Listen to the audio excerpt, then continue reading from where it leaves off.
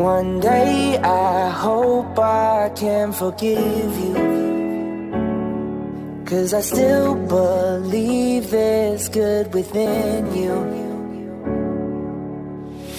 You cut me deep, but I won't find peace until I know how to forgive you.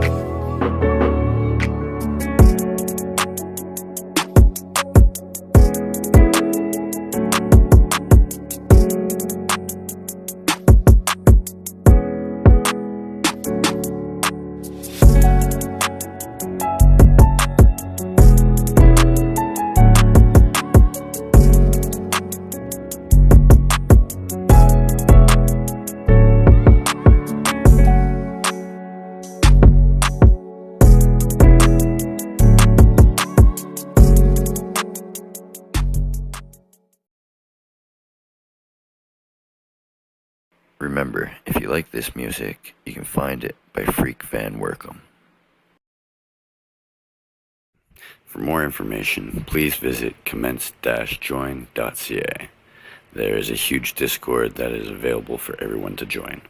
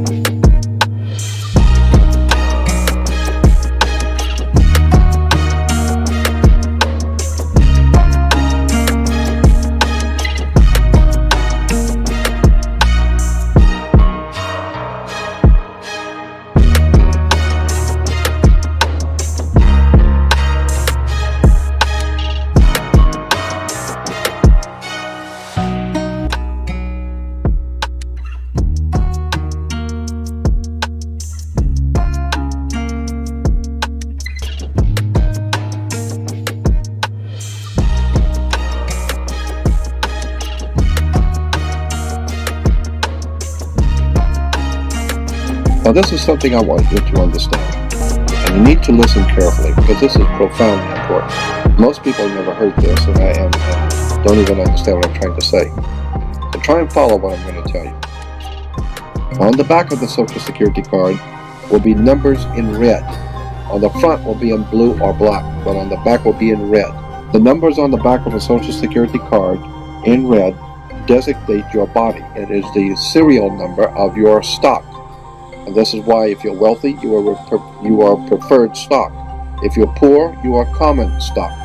But you are a stock on the stock market. Your body is bought and sold through the use of your birth certificate. This is why when you were born, you have to have a birth certificate. Therefore, your birth certificate is signed by your mother.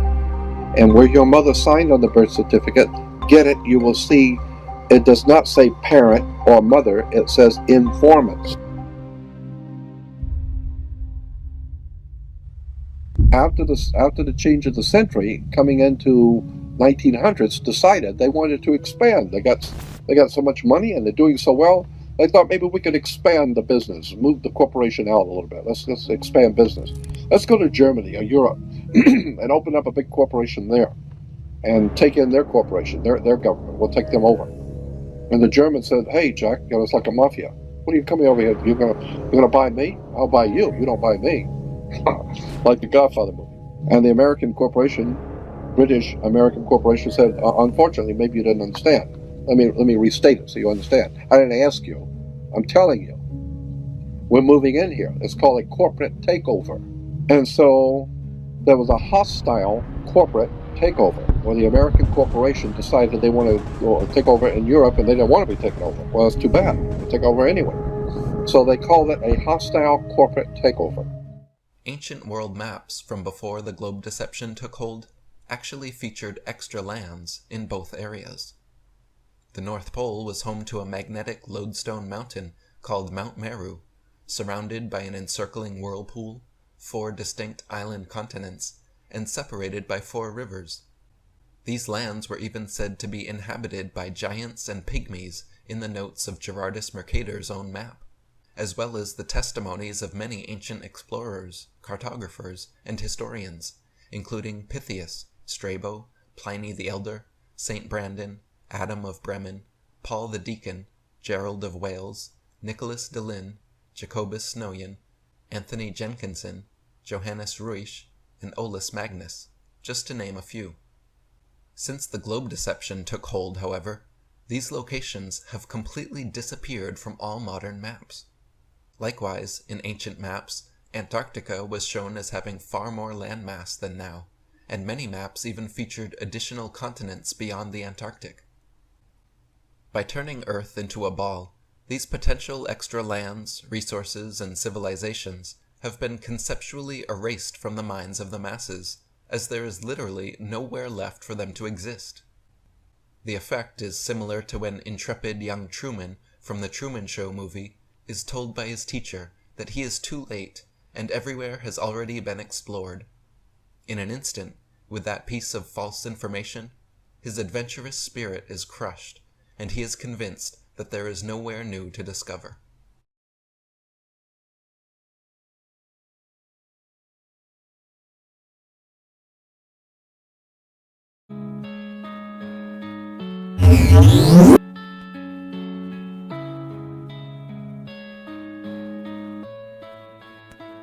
I built these walls to keep the world out, but now it's just myself and all of my doubts, alone inside these walls,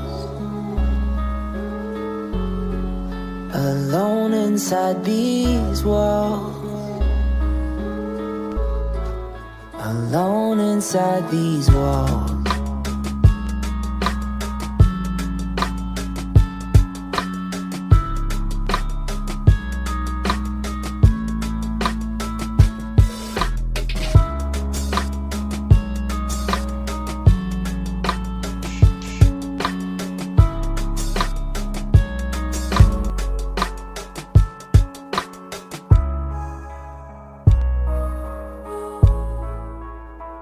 I built these walls to keep the world out, but now it's just myself and all of my doubts, alone inside these walls, alone inside these walls, alone inside these walls.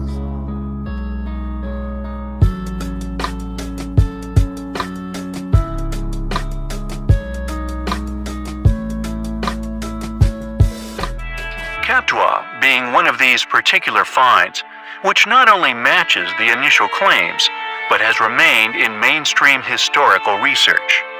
Tales of a 2-headed, 11-foot-tall giant are not only corroborated by photographic evidence, but the actual mummified corpse of the giant himself. The initial discovery of this incredible being was made back in 1673. An ogre, or 2-headed giant, is said to have assaulted a party of Spanish sailors, who fortunately overcame said giant with cunning. After trapping the giant, the sailors planned on killing it, fearing repercussions if released.